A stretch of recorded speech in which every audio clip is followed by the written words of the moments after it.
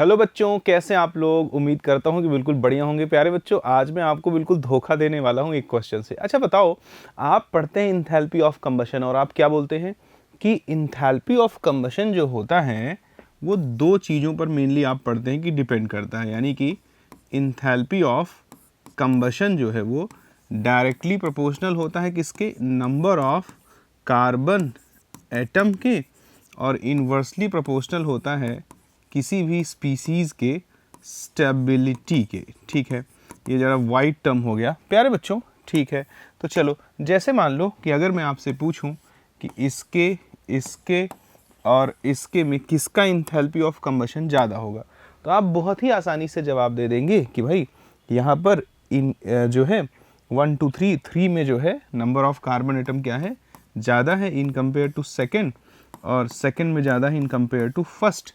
तो हम कह सकते हैं कि जो इंथैल्पी ऑफ कंबशन का डिक्रीजिंग ऑर्डर होगा, यानी कि एक मोल ऑर्गेनिक जो है सब्सटेंस को जलाने पर रिलीज होने वाली एनर्जी। इंथैल्पी ऑफ कंबशन कैसा प्रोसेस है, एक्सोथर्मिक प्रोसेस है, यहाँ पे एनर्जी हमेशा रिलीज होती है। तो कैसा ऑर्डर हो जाएगा, थर्ड, सेकेंड और फर्स्ट हो जाएगा। बट ये पूछने के लिए तो मैं वीडियो शूट नहीं कर रहा हूँ, या ये बताने के लिए तो मैं वीडियो शूट नहीं कर रहा हूँ। मैं आपको क्या बताना चाहता हूँ प्यारे बच्चों, अगर मान लीजिए कि कहीं पर ईथेन है और मान लीजिए कि कहीं पर ईथीन है, और प्यारे बच्चों मान लीजिए कि कहीं पर इथाइन है, और आपसे पूछे कि इनके इंथैल्पी ऑफ कंबशन का डेटा बताइए या उसको मैनेज करिए इंक्रीजिंग या डिक्रीजिंग ऑर्डर में। तो प्यारे बच्चों, शायद वहाँ आपको फैसला लेने में थोड़ी समस्या हो, तो आइए हम इसको आपको बहुत बेहतर वे में समझाते हैं। जब हम किसी चीज़ को जलाते हैं, कंबशन करते हैं, तो एक्चुअली उसका रिएक्शन किससे कराते हैं, ऑक्सीजन से। और किसी भी ऑर्गेनिक कंपाउंड का जब कंबशन होता है तो प्रोडक्ट हमेशा क्या बनता है, कार्बन डाइऑक्साइड और वाटर बनता है। प्यारे बच्चों, इसे हम लोग बैलेंस कर लेंगे। उधर कार्बन कितना है 2, तो यहाँ पे कितना कर दिया 2, हाइड्रोजन कितना है 6, तो यहाँ पे कितना कर दिया 3। इसे भी जब हम जलाएंगे तो प्रोडक्ट क्या होगा, CO2 और H2O। इस बार भी यहाँ 2 मोल बनेगा, बट ये कितना होगा 2, और इसे जब जलाएंगे तो कार्बन डाइऑक्साइड का तो 2 ही मोल बनेगा, लेकिन वाटर यहाँ पे कितने मोल बन जाएगा, 1 मोल।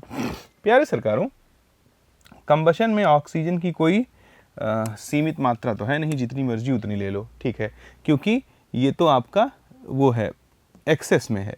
जब किसी चीज़ को जला रहे हो, इनका अमाउंट फिक्स है, यानी पर मोल ऑर्गेनिक कंपाउंड के जलने से जितनी एनर्जी रिलीज होती है उसे हमको पता लगाना है। तो प्यारे सरकारों, जरा देखो कि ये जब भी कभी सिग्मा बॉन्ड बनता है तो bond formation is an exothermic process. किसी भी दो एटम के बीच में जब फोर्स ऑफ अट्रैक्शन लगता है तभी बॉन्ड बनता है, और bond formation is an exothermic process.